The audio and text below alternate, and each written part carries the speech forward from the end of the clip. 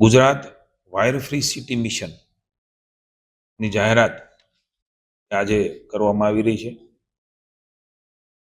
Overhead વીજ વિતરણ network સંપૂર્ણપણે અંડરગ્રાઉન્ડ એટલે કે ભૂમિગત કેબલ નેટવર્ક એ રૂપાંતરિત કરવામાં આવશે. પ્રારંભિક તબક્કામાં 500 કરોડની જોગવાઈને પણ મંજૂરી આપી દેવામાં આવેલ છે.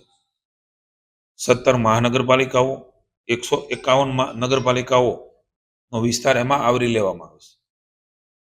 2030 સુધીમાં રાજ્યના તમામ શહેરી વિસ્તારોને તબક્કાવાર વાયર ફ્રી સિટી તરીકે વિકસાવવાનો નિર્ણય એ કરવામાં આવ્યો છે.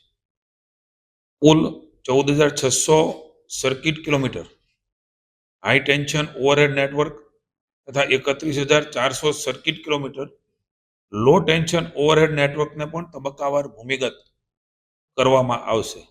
પ્રથમ તબક્કામાં 11 કેવી ઓવરહેડ લાઇનોને પણ અને ત્યારબાદ લો ટેન્શન લાઇનોને ભૂમિગત કેબલમાં રૂપાંતરિત કરાશે. આ નિર્ણયથી ખાસ કરીને કુદરતી આફતો, વાયર તૂટવા, શોર્ટ સર્કિટથી થતી દુર્ઘટનાઓ અટકશે અને જનજીવન વધારે સુરક્ષિત બનશે. ટેકનિકલ ફોલ્ટ પણ ઘટશે